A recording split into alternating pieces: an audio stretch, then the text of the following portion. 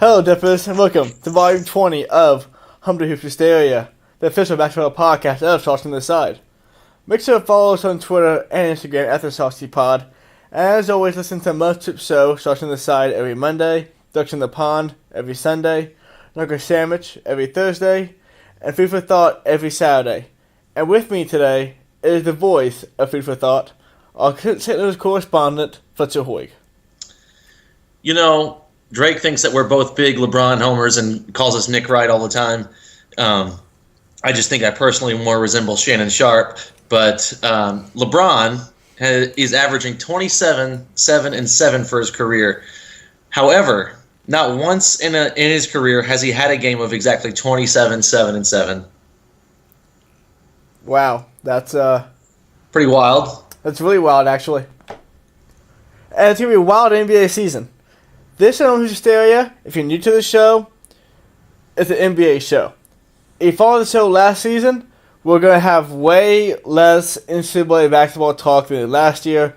That will be more discussed on the Mothership Show Sauce on the Side.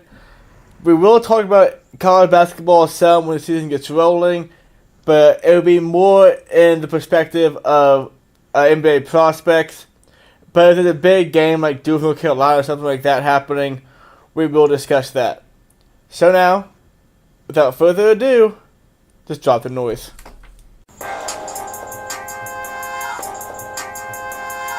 Humpday Hoops Hysteria, a Sauce on the Side production. So we are under a week away from the start of the NBA season. Last time we talked to you, with a fantasy preview, just over 2 months ago. This episode, like the episode, will be a bit longer than most because lots of stuff to go over, but there will be no dead space and just basically fill in the air time.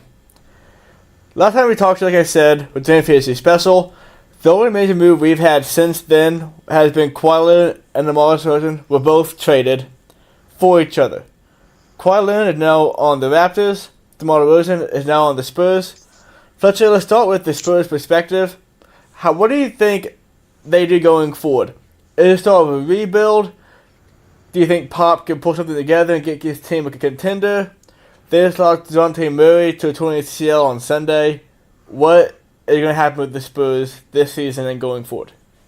Yeah, losing DeJounte Murray to the ACL injury really sucks. I think what their plan is, since DeMar DeRozan has a lot of time left on his contract, I think what they did is traded for another superstar. They're going to wait for LaMarcus Aldridge. They're going to wait for his contract to get off the books. I think they're going to try to look at stars, then try to get the big-name players as they can, and hope players that they've drafted and traded for will develop into what they can be. That's about the only logical play that they have at this point. And if they don't get any superstars, look for them really to start trying to acquire young talent. But that's probably going to be like 2 years away. Who knows what's going to happen with that team? Especially with no DeJounte Murray this year. That's their starting point guard. They're going to be relying a lot on Patty Mills. It's just going to be a weird situation in San Antonio, but I think what they're going to wind up doing is having DeMar DeRozan initiate the offense more in the half-court setting. Especially with Murray going down, they're going to play Patty Mills off the ball, let DeMar DeRozan come off pick and rolls to where he's not a great three-point shooter, but they're going to get him to where he can use his pull-up jumper or get to the basket coming off pick and rolls, get him going downhill. I think that's the only logical play the Spurs have. How do you think they do this season?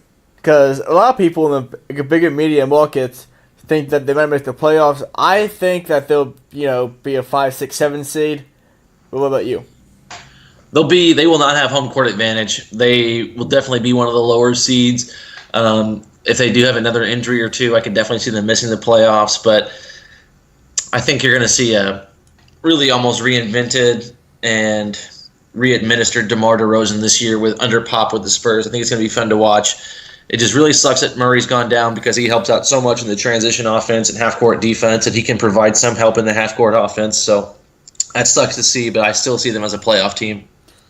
All right, now let's look at it from the other side of the trade. The Raptors. They got Kawhi Leonard, who 2 years ago, he was top 5 player in the league, arguably top 3. What do you think the Raptors are going to do this season? And do you think they can actually retain Kawhi Leonard going forward after this year? The more I think about this trade, the more I like it for the Raptors. When it first came out, I'm like, well, the Spurs, they won that trade. But the more I think about it, getting Danny Green and Kawhi Leonard on expiring deals, I think that was the best move. If you can get them both back, obviously Kawhi Leonard is way better than DeRozan, and then Danny Green being a D&3 guy, you love having those players on your roster in this NBA. I think realistically, though, it's the best option for them because what it's going to do, it's going to get DeRozan up the books. Obviously, with DeRozan and Lowry, you're looking at an aging backcourt, and in an Eastern Conference with Boston and Philadelphia, and since LeBron's left now, I don't see any way that they can compete with those top two teams moving forward. So, if they don't bring Green and Leonard back this year, they will have cap room. They can move Lowry for whatever. They can start looking at younger talents and then reassess in free agency for, big name contracts in another year or two. So I think that was a really good move by them.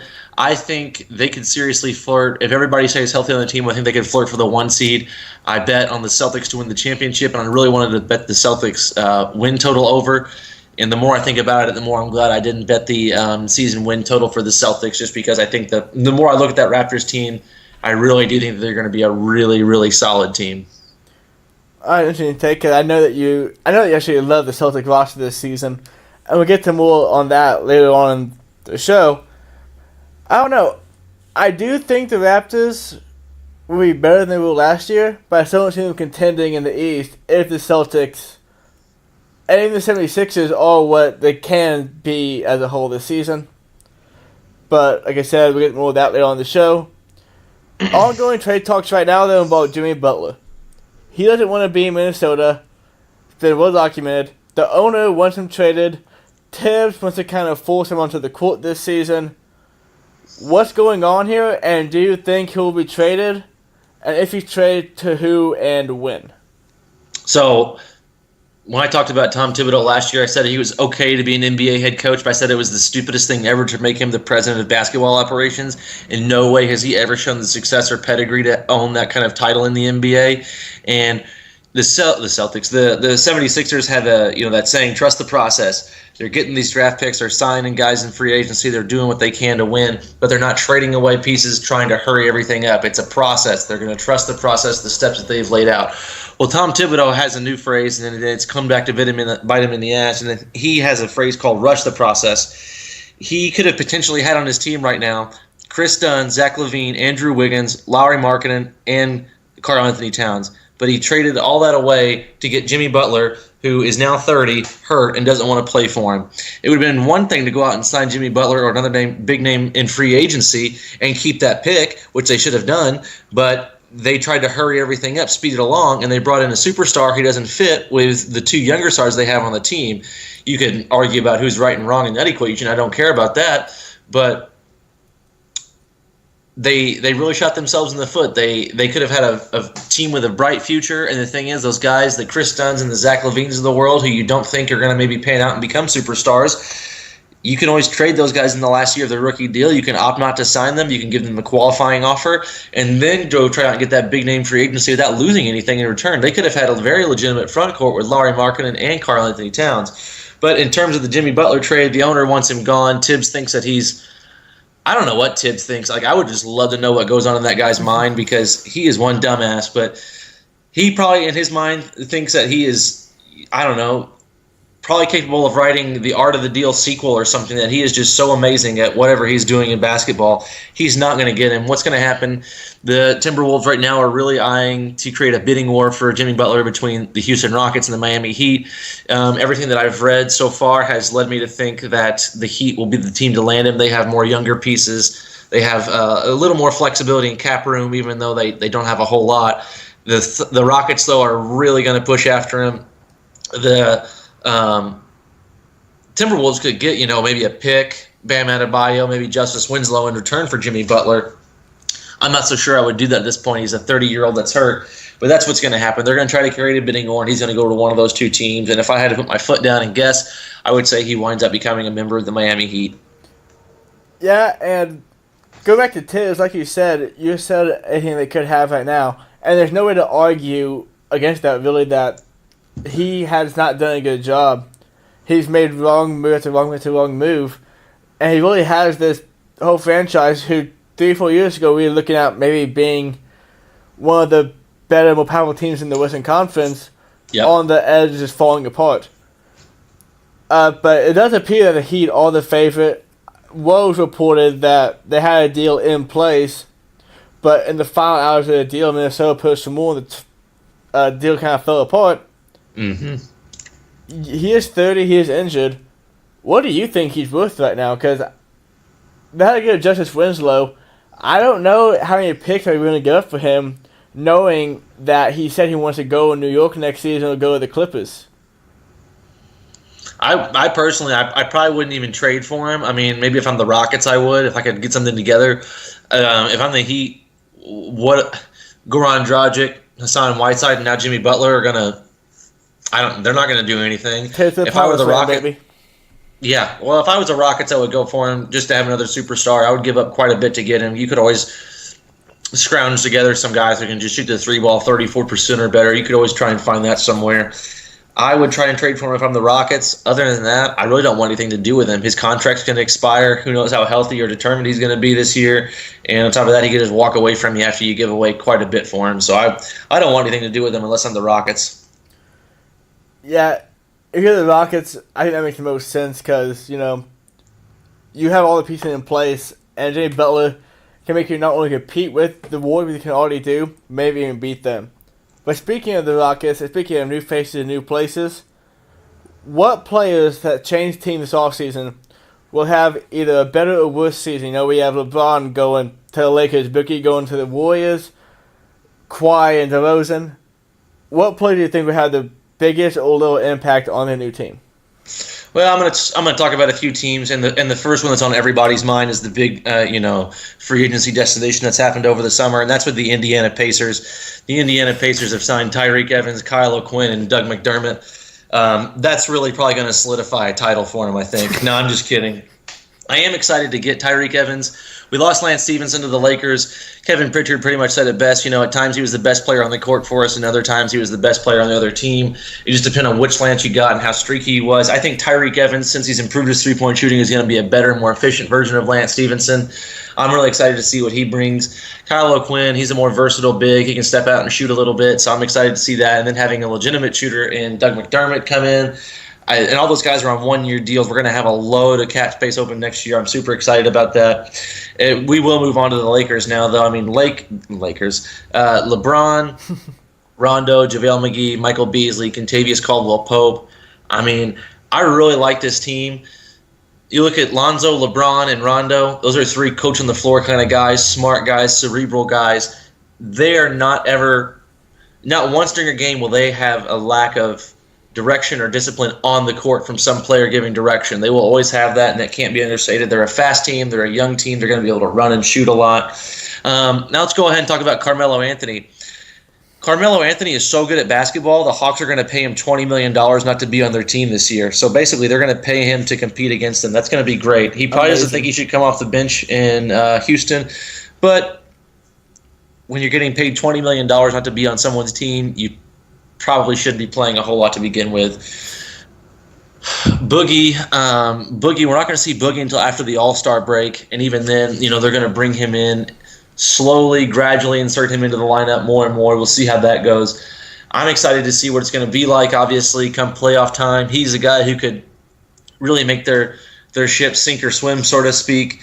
The Boston Celtics, they don't have many new faces, but the faces that they're going to have this year haven't played together that much. You're looking at Kyrie Irving playing with Gordon Hayward. You're looking at Gordon Hayward with Jaylen Brown and Jason Tatum.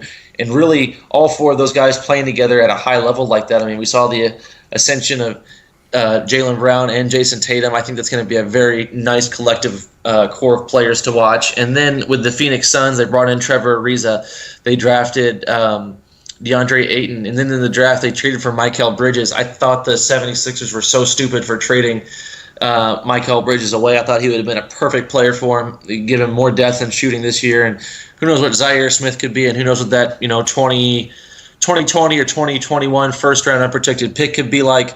But at the same time, you had a solid guy who's going to be a B- to B+ player for his whole NBA career in Mikal Bridges, and they traded him. So It's that really frustrates me from the 76ers part. But those are all the big changes that stuck out to me the most this year. And I think really all of them are going to help their teams except for maybe Carmelo, just because I feel like his ego is going to get in the way and he's not that efficient of a scorer anymore. And we all know he's never been one for defense. So. Okay, so you just named off a whole lot of teams there, so let's roll back through some of those. Okay. A little closer. First one with the Lakers. So they get LeBron James. The secret to winning with LeBron James has well been documented as getting shooters around him. As soon as they get LeBron James, they extend Caldwell Pope, great career high in 3-point percentage last season, good young player, just screen potential. Then they sign Lance Stevenson. Screams it. Then they signed Lance Stevenson and Rajon Rondo. They had Lonzo Ball. What do you think is going to happen with that team going on this season? So, people are always like, well, put shooters around LeBron James. That's the MO. Put shooters around LeBron James. Like, you know, LeBron didn't always have shooters around him. In Cleveland, they got athletes, guys who could run up and down the court with him and defend. And then when he went to Miami, he went to having the pace and space team, needing shooters around him. And that's kind of what you saw in Cleveland too. But what people are not willing to address or unable to address just because of a lack of awareness, the game really changed when he was at Cleveland. And a lot of those contracts with guys that they had were locked in. The Kevin Love, the J.R. Smith, the Tristan Thompson, all those deals were locked into place. And what happened when he was in Cleveland, that transition switched over to positionless basketball. And with Tristan Thompson, Kevin Love, J.R. Smith, you have guys with very defined roles. So it made guarding guys on the perimeter for the Golden State Warriors and even Boston Celtics this past year in the playoffs very difficult, very challenging at times. And so LeBron, he had guys who would run up and down the court with him, athletes who would defend, to the pace and space, the shooting that you saw in Miami and Cleveland. He's now transitioned to the next phase of basketball, which shows the evolution of not only LeBron James as a player, but as an understanding of basketball as a whole, and that's moving towards positionless basketball. You're going to have lineups where LeBron James is the center, LeBron James is the point guard. You're going to have 2 6'10" wings out there. You're going to have guys shooting, guys running. Even JaVale McGee is going to provide vertical spacing on the floor. When you have 4 guys on the perimeter and 1 guy rolling to the basket who's such a threat for lobs and pick and roll dunks, it's going to open everything up. Dribble drive lanes. People are really concerned about the Lakers, and I see a bunch of guys who are smart, guys who can shoot, and guys who can score. Aside from maybe Lance Stevenson, I don't see what's so volatile about this roster. All right, it's a fair assumption of the Lakers roster. Let's go on to the next team, Houston Rockets. Last year, you can make the argument that Chris Paul didn't get hurt, they would have been in the NBA Finals. They then went and signed Carmelo Anthony, or I guess traded for Carmelo Anthony from the Hawks. And we talked about how he don't think he'll be much of an impact. We talked about how they're trying to get Jimmy Butler. What do you think the Rockets are going to do this season if they don't get Jimmy Butler on the team? And can Carmelo Anthony, in a way, help propel them past the Warriors, who we just said got Boogie Cousins? Well, I think they're going to be conservative with Chris Paul and his playing time during the regular season. He's played less and less games in the regular season, like the past 3 or 4 years, I think. So I don't know how well their regular season record is going to be. You would think 2 to 3 as far as seeding would go, maybe 1, depending on how other teams flounder or get hurt or whatever the case may be. But in a 7-game series, they're really going to miss guys like Trevor Ariza and Luc Richard and Mbamute, guys who could go out there and really just put it on someone defensively, get all over the court, and not ask for the ball on offense. Obviously, Melo isn't going to provide any of that. Who's going to guard who? I mean, you're going to put P.J. Tucker and Eric Gordon out there to stop Durant and LeBron James, and it's just not going to work. And then if you do have another injury during the regular season, or you do have some inefficiencies in the postseason as far as matchups and execution, they're just not going to have that same level of success. As of right now, recording the show before the season started, if you were going to play the whole season through and then come to the playoffs, if you're going to put that Lakers team against that Houston Rockets team, I'm going to take the Lakers in probably 6 or 7, just because they're going to be able to exploit matchups, score the ball, and defend, where Houston, they're going to have too many inconsistencies with that. And just to hop back to the Lakers real quick, one thing that will be evident for this team, though, is struggling to rebound. They're going to have to rebound as a team, and I don't know if they're going to be locked in 82 games to be able to rebound as a team. So that is one concern that I will have for the Lakers, and one legitimate concern. All right. Another team we're going to talk about real quick are the Suns. We just talked about how they got DeAndre Ayton, rookie of the candidate, Michael Bridges. Might not be a superstar player ever, but can be a role player contributor for the season, maybe even immediately as rookie year. And they got Ariza, a little bit of veteran leadership. And Devin Booker, a good player. They got a lot of good young players in Phoenix. Do you think this team can make some noise and maybe be in a playoff this season? No, I don't. They're not going to do it this year. I think Josh Jackson's going to need another year to progress. DeAndre Ayton, after this year, he's really going to come into his own. I think they're going to need to figure out what Mikal Bridges' role is going to be exactly. If he can come in and be that D&3 kind of Rip Hamilton kind of small forward for them. After this year, I think that would be huge. They got to figure out what they're going to do at point guard.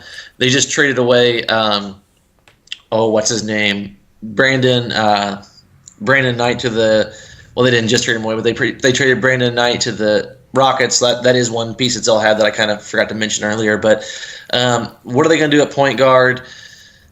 I don't know. What are these young players going to develop into? It's not going to happen this year. Maybe in another year or two you could be having this conversation, but not yet. And last team, the team don't really have any new faces, but we won't get a ton to talk about them in any part of the show. Dallas Mavericks. Justin Luka Doncic, another rookie year candidate. Dennis Smith Jr. just signed Donald Jordan. Maybe Dirk's last season. Do you think they try to make some noise and try to get to the playoffs one more time for Dirk's sake? Or do you think they just realize what they are and continue the tanking process? At this point, they have really a pretty okay collection of young talent. The one guy who's gone unnoticed, and he was the very last pick of the draft, I believe, was Kostas Antetokounmpo. Giannis Antetokounmpo's brother came out of the University of Dayton. It was a guy I watched in college. He had a really terrific summer league. He had a really terrific preseason, or he's had one so far. I watched him in college. He was a really fluid athlete, tall, big guy. He struggled to find his role at Dayton. I think the way this NBA is going and how hard he's going to work at his game in the NBA, I think he could eventually take over Dirk's kind of stretch point forward, positionless basketball kind of power forward that you have these days. He's a guy who's really athletic, really long.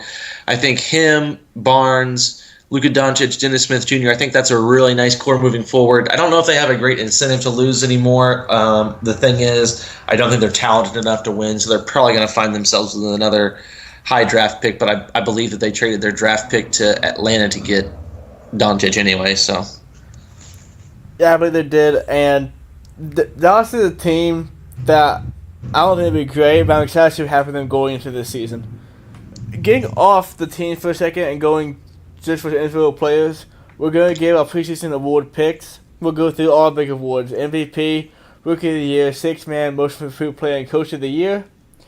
And we'll start with the MVP. I'll go first. My choice for 2018-2019 MVP is Giannis Antetokounmpo. We all know last year he got off to an insanely hot start. Kind of cooled down, but still had a great season as a whole. Another reason I picked Giannis is because look at the last 4 MVPs. 4 years ago, you have Steph Curry, who came onto the scene. He was a shiny new toy, and was one of the greatest shooters, great Warriors team. The following year, he won it again, and he became widely known as the greatest shooter of all time that season. The following year, Russell Westbrook won the MVP, and he added a triple-double, which hadn't been done since Oscar Robertson.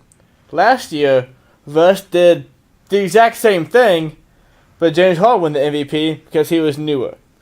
So I think that Giannis will have a better season he did last year, continue to improve, and be like the shiny new toy that all the writers want to gawk over, and for that reason, he'll win the MVP. I also think the Bucks can, maybe be a 4 or 5 seed in the East. That'll help boost his resume a little bit. Yeah, the MVP should be LeBron James. The GMs have voted it the past 2 or 3 years that LeBron's the MVP. I think he should win it this year. I think there's a decent chance he will win it this year. I'm going to go out west for my MVP, and that's going to be Anthony Davis. You look at a guy who puts up monster numbers. You look at a guy who really dominates the game on offense and defense like not many have.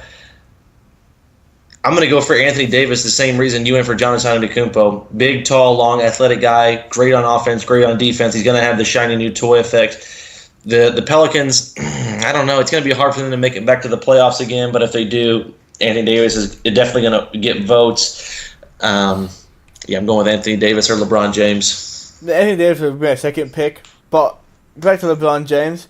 Fletcher this past week on Food for Thought, Course 7, talked for at length about how the MVP voting in the NBA is kind of messed up. So if you want to hear more about that, you should check out Food for Thought, Course 7 from this past Saturday. On a Rookie of the Year, Fletcher, you can go first on this one. So for me, it comes down to three guys. By far and away, my pick for this is Luka Doncic.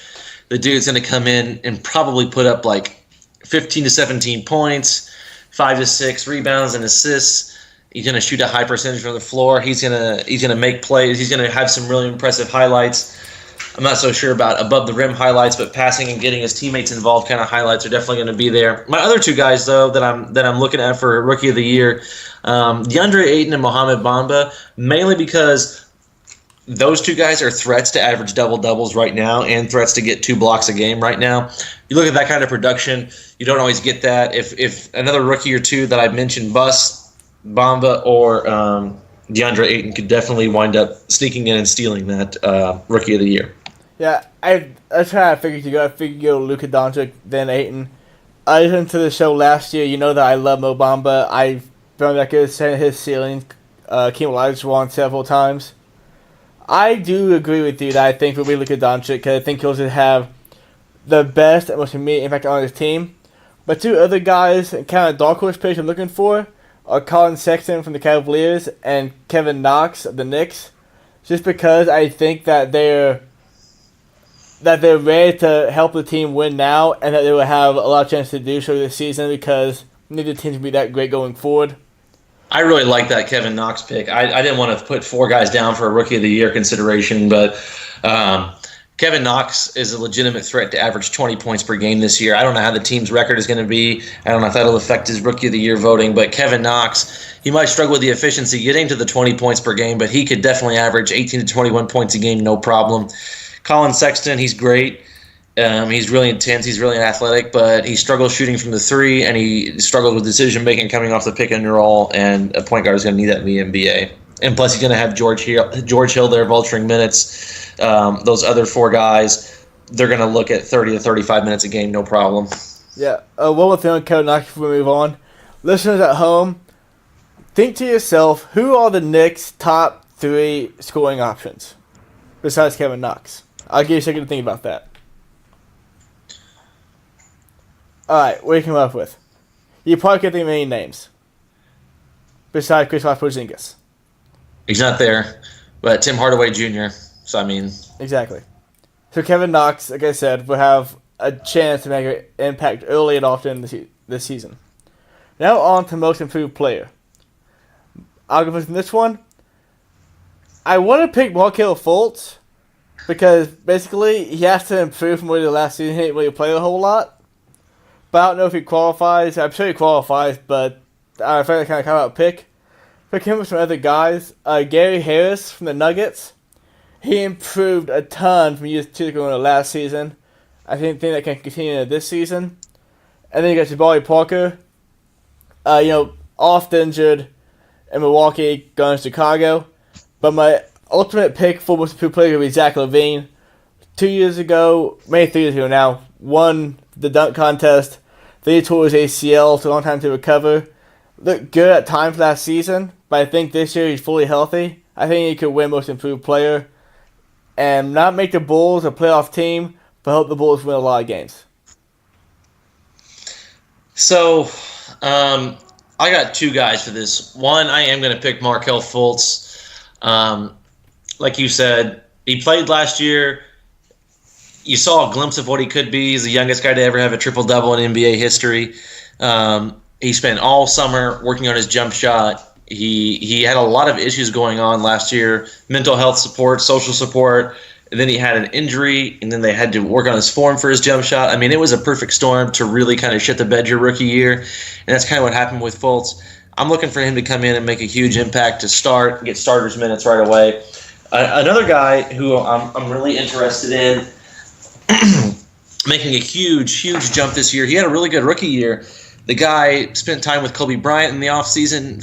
He took like a week or two off from when the season ended, spent time with Kobe Bryant, worked on his habits. The guy was doing 3-a-days all summer long. He, working out, shooting, all this stuff, getting ready for this year, and that's Kyle Kuzma. I think Kyle Kuzma eventually is going to steal that starter role from Brandon Ingram, whether Ingram gets hurt or Kuzma just flat out outplays him. You're looking at a guy who I think could flirt with averaging 20 points per game this year. I don't know how many rebounds, but playing next to LeBron, he's going to get elevated. He's going to have more possessions. They're going to be a fast team this year. Either one of those guys I thought about betting and putting money on, but I told myself I don't bet for fun. So Kyle Kuzma or Markelle Fultz are who I'm going with. I did like Kyle Kuzma pick. I didn't even think of him when I think about this, but he could have a monster year with LeBron and anything else going on there in LA. On to another pick that has seamlessly endless possibilities. Sixth Man of the Year. Who do you have winning Sixth Man of the Year? So there's a team last year that really needed help with the guard play.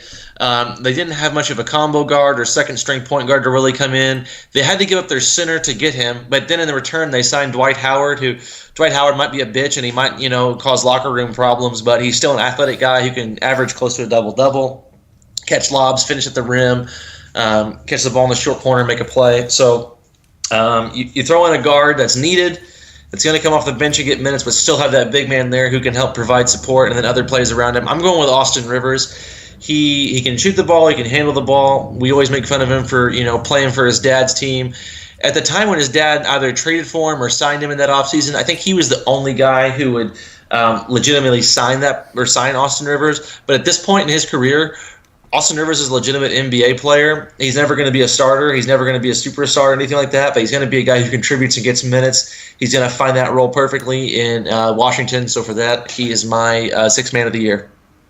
Not the direction I thought you were going to take with that one, but you got a good position for it. My pick is actually kind of loaded, and I'm picking whichever player does not start for Philadelphia 76ers, whether it be Saric, Covington, Fultz, or Redick, because, let's face it, at this point in the season, not really sure who they're going to start, so what I did today, I texted the only Philadelphia fan that we know, basically coach starts on the side at this point, Ben Riker, and they haven't started J.J. Redick that much this preseason. So, I think essentially it will be a good team, but I think they're only going to be as good as the first guy on the bench is, because I don't know if second-year Ben Simmons is going to be a star yet. Joel Embiid is a star, but how much low can he carry? So I think rather it's, Covington, Saric, Fultz, whatever one of those players first off the bench will be good enough to help this team win, and that player will be Sixth Man of the Year. Your thoughts on that? That was such a cop-out pick. Dude, no, today I write it down and said, okay, I'm going to pick Dario Saric. They're like, wait, no, he might start. So I texted Brandon, he said, well, I don't really know yet. So, any of those four players, I think Sixth Man of the Year. That's like in fantasy football, like you have a running back by committee. Who would you start? I don't know, the one who's going to get the most touches tonight. Like, that's great. I need to know that before I start my guy, though. Okay, well, you know what? Next week on Hysteria, when we see the starting lineup next Tuesday, I will then say my official Sixth Man of the Year, assuming they take the lineup for the whole season. All right, whatever you say. On to the last award, Coach of the Year. I'll go first. We talked about this team earlier and how we don't know what they're really going to be, what they could be going forward. You can make the argument that last year with this guy's, top 5 coaching performance of his career, and that's Greg Popovich. Losing Dejounte Murray, getting DeMar DeRozan, I think Greg Popovich is going to pull some more magic out of his hat and get the Spurs to a top 5 seed. Definitely overachieve all expectations they're getting right now and win the Coach of the Year. If not for anything else, but just respect for what he's done over his career, and he might not get a chance to win one of these. Well, I hate to break it to you, but Greg Popovich isn't going to win Coach of the Year. He's too good of a coach to win Coach of the Year. I know how stupid that sounds in saying it, but the greatest coach in NBA history is Phil Jackson. Won 11 titles, but only won one Coach of the Year award, so let that sink in. He had MJ and Kobe and Shaq. Well, Greg Popovich has had plenty of talent, too. The thing is, the way people categorize Coach of the Year is they say, who's doing the most with the least? I'm not saying that's accurate. I'm not saying it's wrong. I'm not, but that's how it's consistently called. It's pretty reliable on how they judge or assess Coach of the Year. This team barely missed the playoffs last year. I think the team is going to improve this year. You even have the most improved player coming off of this team.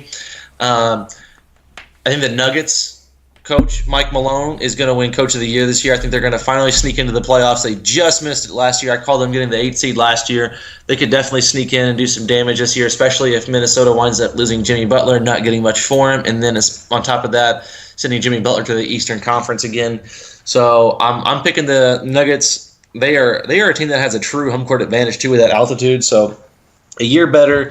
The Timberwolves getting worse. The true home court. I think Mike Malone is my Coach of the Year this year. I do like that pick, and like I said, my most people player, one of the guys I talked about is Gary Harris. Any luck for him. Since I mostly started talking to the side, about a month or two ago, the main host, Drake, said that if they get Kemba Walker, they could compete with the Warriors. How do you feel about that statement? Kemba Walker would definitely be awesome to see on the Warriors, and he would definitely make them a lot better. You just look at moving Kemba to the 1, Jamal Murray to the 2, whoever they plan on starting at the 3. Then you got Gary Harris and Will Barton coming in off the bench. It's going to be pretty interesting to see what's happening there. They have Paul Millsap. They have Nikola Jokic. I don't think Michael Porter Jr. is going to play it all this year, but having him on the team definitely would – it would be awesome for them. They would definitely be a better team. Do they compete with the Warriors? Do they make it interesting? I mean, they might have 1 or 2 good games in a 7-game series, but no, not really. But it would be fun to see, and they would definitely be a way better team. They'd be a 4 or 5 seed almost, I guarantee it. All right. And now, Dippers, it's time to dive farther into the mind of Fletcher. It's time for Fletcher on the Fly. In case you know what this segment is, basically I came up with 3 questions that I asked Fletcher to on the fly, don't have to prepare for him, on the top of his head. Throughout the season, there won't be a theme, but since it's a special deal, special show, opening show of the season, there's a theme, and the theme is likely. Whether it's most likely, least likely, whatever, they all follow that theme. So, there's a lot of lists coming out right now of the top players of the NBA. Fletcher, right now, who are your top 5 players in the NBA? My top 5 players. Man, that's a tough one. Top 5. So, LeBron, Kevin Durant, James Harden, Steph Curry, and then at that point, at number 5, he didn't play last year, so I'm not going to have Kawhi Leonard. I'm going to go with Giannis Antetokounmpo. Wow. I'm honestly really shocked you picked... Actually, I'm really shocked you didn't pick Anthony Davis to be in either the 3, 4, or 5 spot on this list. Well, just because you win you're slated to win the MVP in this current NBA climate doesn't mean you're, better than anybody, because LeBron's better than everybody and hasn't won one in a while, so. That's true. On to our next question. We talk about Coach of the Year. Let's talk about the opposite of that. Who will be the first coach fired this season? Oh, man. I'll tell you what. The Phoenix Suns just fired their GM, and I thought he had about as good as offseason as you could have had. I mean, number 1 pick, knocked out of the park with Ayton. And on top of that, he gets Mikal Bridges, and then to even add to that, he gets Trevor Ariza. I don't understand why they fired him. First coach to be fired, though. Man. That is one tough question. Holy cow.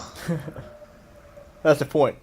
I think maybe 2 guys, and I think it's going to be kind of surprising. I'm thinking maybe Ty Lue, and if not Ty Lue, then maybe Billy Donovan. Billy Donovan, really? I mean, if the the Thunder come out and kind of underachieve again, well, I guess they didn't really totally underachieve. When you looked at their roster from last year, you thought they were going to have a legitimate team, a a team that was going to compete for a top 3 seed. If they come out and don't just set the world on fire, I think he could be on the hot seat early. All right, yeah. Well, I see that one coming, but I guess that's a good point. I mean, I guess I could just take the cop out and say like Alvin Gentry of the Pelicans is most likely to be fired, but I mean, who's really going to be surprised by that? Yeah. And now for a final Fletcher on Fly question. For the people who don't know out there, Fletcher has this key unmatched intuition on players and their injuries. I sure do. In fact, he even has a torn ACL list for football players. Or an ACL tail watch list. That list includes Kareem Hunt, and Alvin Kamara. So no, Fletcher, Saquon Barkley. And both are doing just fine, too. So, Fletcher, who is on... Oh, actually, I lied. Who is most likely to tear the ACL this NBA season? Who is most likely to tear their ACL this year? Well, you already had Dejounte Murray do it, and you only get about maybe 2 or 3 a year, and that's probably on the heavy side. Most likely to tear their ACL. You know what? When it rains, it pours, man. And I'm going to go with either Karl Anthony Towns or Andrew Wiggins. It's just going to be a bad year altogether for the Timberwolves. But with that franchise and that dumpster fires they have up there, Wiggins or Towns are most likely to tear their ACL. Man, some tough time for Tibbs. But with Tibbs, regimen of playing his guys 46 He's got a fucking minutes. history of it. He's a repeat offender. He is. So it's only likely to happen to him again.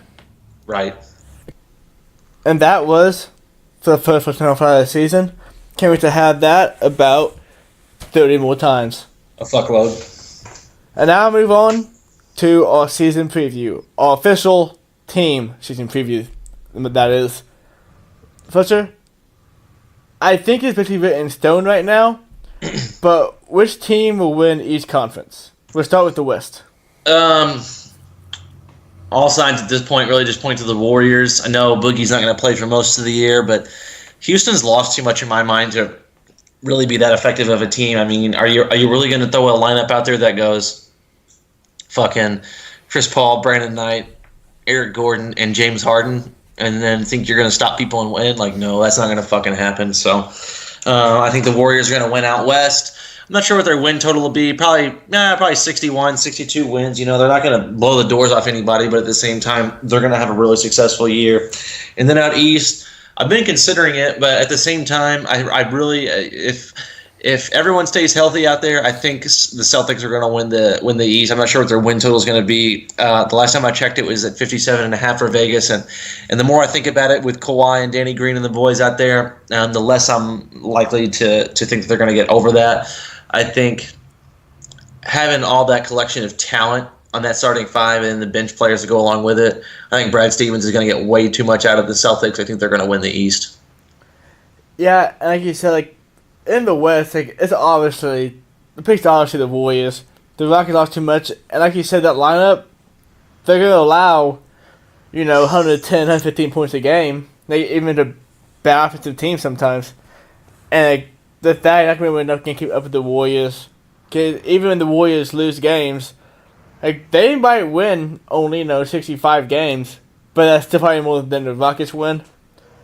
And now the East, with that guy named LeBron going out West, kind of takes away a lot of the intrigue for me in the East, because the Celtics look what they did last year without Gordon Hayward and Kyrie Irving, and bring both those guys back, 2 All-Stars.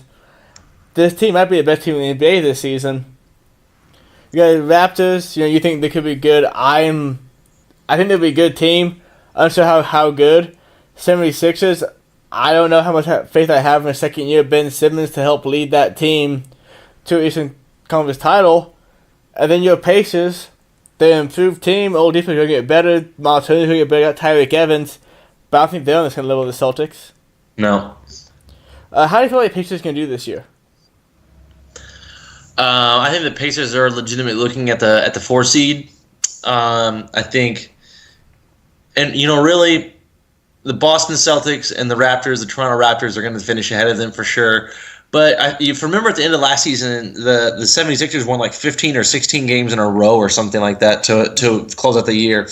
And before that, we had the 4 seed it was like the 3 or the 4 seed just like almost sewn up. And next thing you know, the 76ers rattle off 15-something wins in a row or whatever. And next thing you know, we're set at the 5 seed below the Cavaliers, and the Cavs have like home court advantage.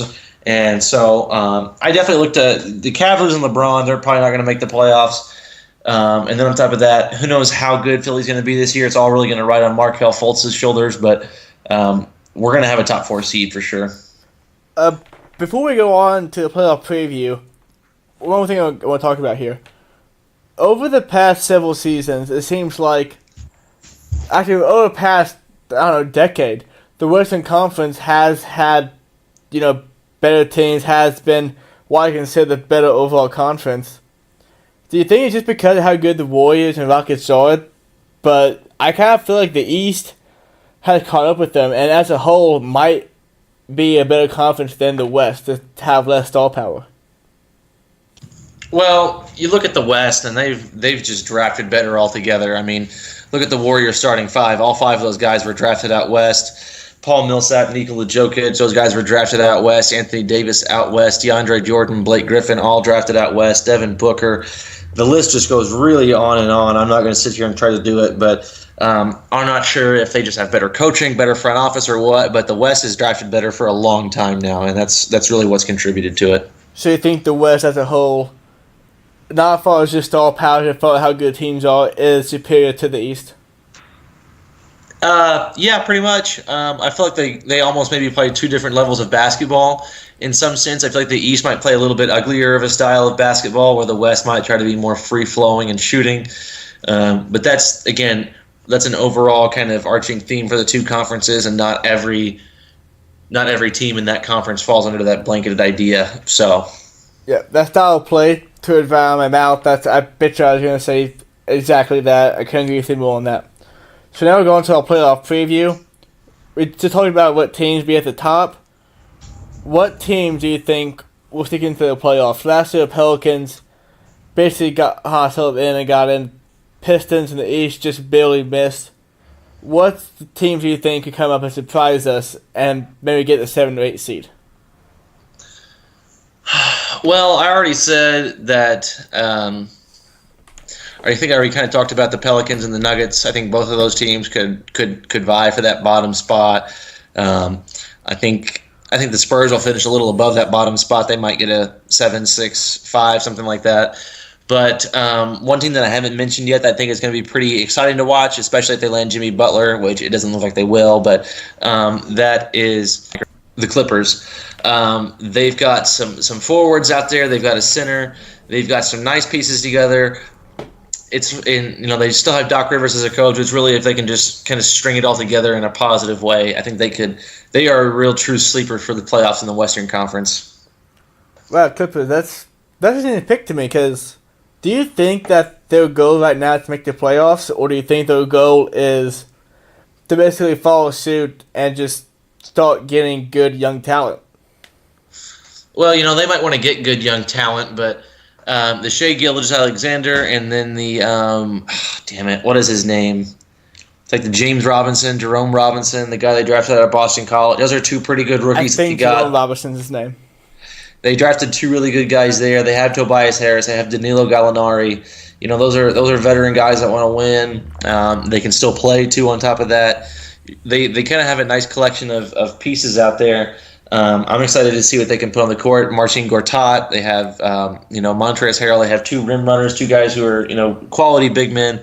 If you're looking at true sleepers, people are always going to talk about the Nuggets. People are always going to talk about the Pelicans sneaking into the playoffs. If you're looking for a true sleeper, I think that's the LA Clippers. Yep. My team sneaking into the playoffs, talked about it earlier, you said they have a chance, and that's the Phoenix Suns. Last year, middle of the season, I started texting you and Drake and Brandon in our group chat saying that big things are coming. Being pretty sarcastic, but getting on it and getting Michael Bridges. I really like Devin Booker. I think the team, if anything goes right for him, could sneak in and be the 8th seed. I think that'd be cool if it happened. Like you said, I think in the playoffs, they get probably swept by the Warriors. But I still see that team get in the playoffs. Before we move on, one more note on the Clippers, and this is going back to way earlier in the show. I saw that they had a trade in place for Jimmy Butler, but the Minnesota Timberwolves wanted Tobias Harris, and that's why the trade didn't get done. If you're the Clippers, would you give up whatever the package was, probably 2 first-round picks, maybe a first-round pick by itself, and Tobias Harris for Jimmy Butler? Tobias Harris is really a good player. You know what? When I was thinking of most improved, I probably should have written down Tobias Harris also. But Tobias Harris, man, he's a really, really talented player.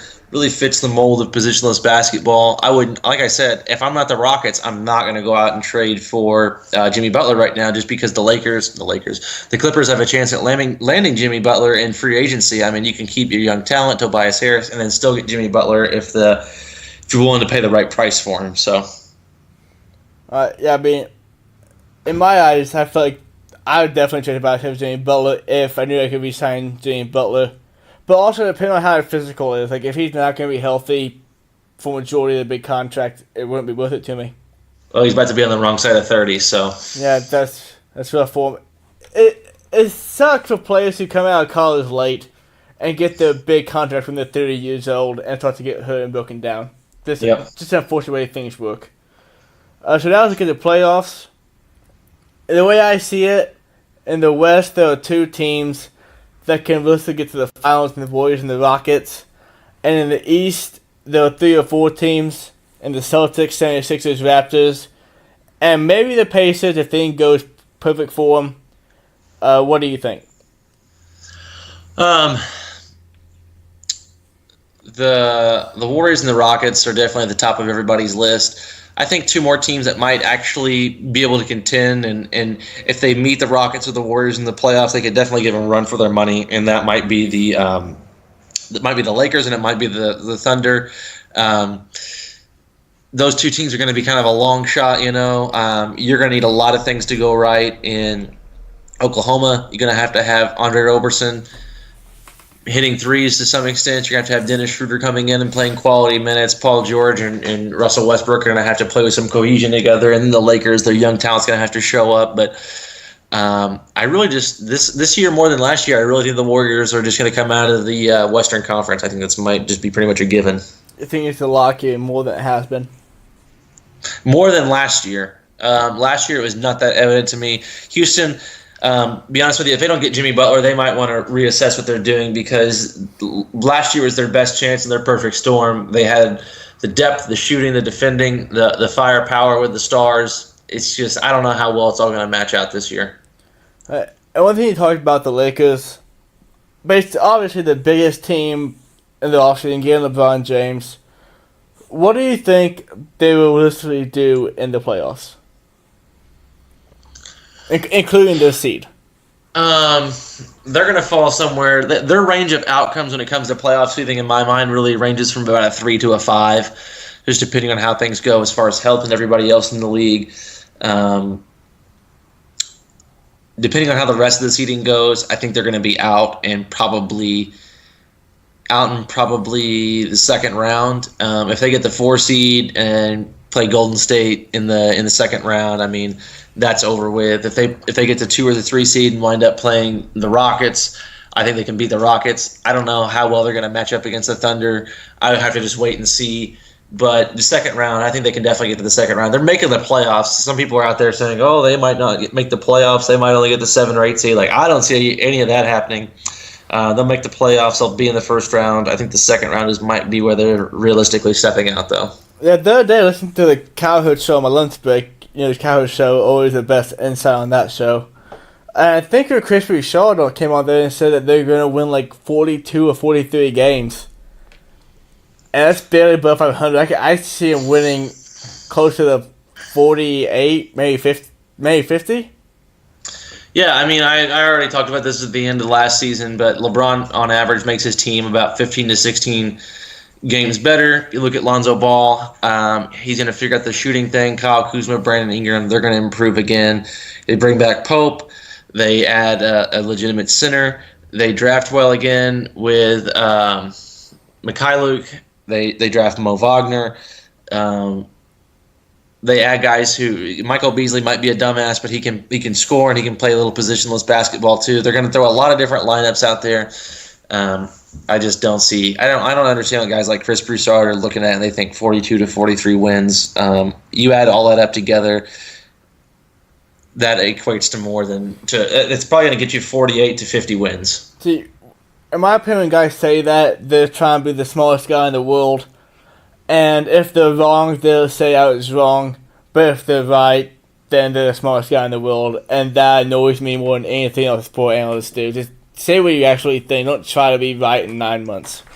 Right. I mean, there are teams out there that legitimately lost pieces this year, and the Lakers, they added a whole bunch, So I don't think they're going to be bad by any stretch of the imagination. I don't think they're going to be barely fighting for the playoffs with their lives or anything like that. Now, going over to the East, I already said in my mind the 4 teams that can get to the finals are the Celtics, 76ers, Raptors, and maybe the Pacers, anything goes right for them. But I think in the East, a whole lot fewer teams make big splashes to improve themselves. The Nets will be better, but are they going to the playoffs? Maybe. The Miami Heat, am I jumping at the winner for them? No. The Pistons, they'll be better, but I don't know. What do you think happened in the East? I think pretty much 1 through 5 in the East is going to be Boston. Then you'll go Toronto. Toronto could skip them for the 1 seed, but I don't realistically see that happening. The 3 seed, you're looking at the 76. Well, the 3 of the 4 is going to wind up being the 76ers or the Pacers. You're just looking at 1 or 2, just depending on how the records fall. And then I think at 5, you are going to have the Milwaukee Bucks. They didn't add a whole lot this offseason, but what they did do is they brought in a really gifted and smart coach, Mike Budenholzer. I think he's going to figure out what to do with Eric Bledsoe and Antetokounmpo, how to get those two to coexist on the court together. And then they bring in a 7-footer, Brook Lopez, who can shoot. I think that's going to be 1 through 5 for you pretty much. So that's how I think the East is going to shake down for the most part. Now, the Bucks are a team that I didn't even really think about, but I can get a 5 seed. Any chance they can get up there to that 3? Any chance the 76ers just kind of really fall short of expectations and fall out of the top 4 or 5 seeds? The only way that would happen is if they were to sustain some injuries. I don't think Ben Simmons. I think Ben Simmons and Joel Embiid are going to take huge steps this year, and I don't think they are going to allow them to fall any lower than what they have already. I think they're only going to continue to get better. You look at those 2 guys; those are 2 transcendent players. They're going to be top 10, top 5 guys moving forward in their careers for the foreseeable future. I think those 2 dudes are really just going to take Philadelphia to places they haven't seen in a long time. And I hope they're healthy. I that's a team that hit by an injury bug legitimately at each of the last 4 or 5 seasons. But I hope they're healthy. Real quick before we move on to the finals, give me 1 dark horse from each conference that you think can make it to the finals. 1 dark horse that I think can make it to the finals. I think the 76ers are a true dark horse. My top 2 teams are the Raptors and the Celtics. I think those 2 teams are better. You're really going to see a Raptors team with much improved. Danny Green is better than the OG Anunoby guy, the small forward that they put out last year, and then Kawhi Leonard is better than DeMar DeRozan. You improve your team, and then Dad and LeBron James leaves the conference. I think you're going to have a much more fair shake for the Toronto Raptors this year. Those 2 teams are by far and away for me. I think the 76ers are a legitimate dark horse. I just don't see anybody outside of those 3 teams even having a shot. As good as the Pacers and Bucks may play this year, I don't see them getting to the finals. Yeah, for me, my 2 dark horse teams are the Thunder. Paul George re-signed for a reason. I don't think he likes OKC. I think he liked the pitch that Donovan and Russ and the team in OKC got together and made for him. And I think the whole truth to that pitch and that plan. And for the East, I'm going to go with the Pacers.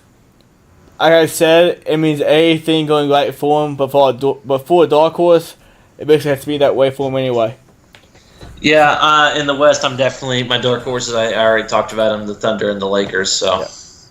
Yeah. Now for the finals, I think it's going to be the Warriors and the Celtics. I think it should be one of the better finals we've had in a while. I know the Cavaliers won, 2 or 3 years ago, but Brad Stevens, that healthy Celtics team, go up against this absolute just behemoth of a dynasty and the Warriors out west. I think that would be a great series. I had the Warriors pulling it out though. Fletcher, who do you have in the finals and who wins?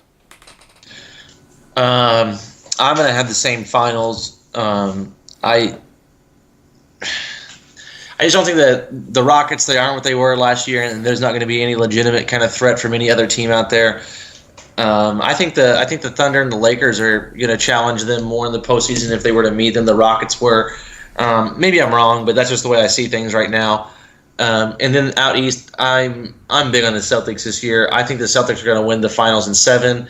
I think Kyrie Irving is going to get some of the glory he's always wanted, some of the recognition. He's definitely more of a me guy than a we guy, so I think he's going to get finals MVP. He's going to score a whole bunch, but deep down, everybody's going to know that the only reason they won that series is because of Brad Stevens. You let Brad Stevens have that many guys, and you let him scheme for a team, just one team like that for 2 weeks like that, he's going to figure out how to win. Boogie could come back and be amazing. Boogie could come back and get hurt again, and then you're throwing out Damian Jones, the center for the Warriors this year since they lost JaVale McGee. Or he could come back and play healthy, but he could just piss everybody off. We already know the issues with health that Thompson and Curry had last year, and then he could definitely just not mesh with Durant and Draymond Green and clutch big moments down the stretch that could cause a team to unravel. So I'm going with the Celtics. They're basically the Warriors, but a younger version. They're more hungry, and they're going to be more fresh. All right. And Fletcher, before I end the show, give me your one bold prediction for this NBA season. My one bold prediction for this NBA season, man, I don't know. I was thinking Oladipo would be a starter for the All-Star game, but that's not really that bold. I think that's kind of bold, but he's a 2 guard, I guess, in the East. I'll just say my MVP is definitely going to be LeBron James. To make it actually bold, I'll say that LeBron James is unanimous MVP this year. My bold prediction is that Carmelo Anthony pulls it together and makes it to the All-Star game. Wow, that's not going to happen. Hey, man, that's called bold. It is bold. That's so bold it might be dumb, but it's bold. It is. And Dippers, this has been Volume 20 of Hysteria. Like I said a minute ago, we have roughly 36 more of these to go over the next 9 months over the long drag that is the NBA season. We'll have news, we'll have stats, we'll have Twitter beef, we'll have prospect rankings. Anything you want to talk about, anything you want to hear will be on this podcast. As always, let's just talk on the side every Monday. Touching the Pond every Sunday. Nuggets Hammers on Thursdays. Food for Thought with Fletcher every Saturday. From Layton, from Fletcher. As always, stay saucy.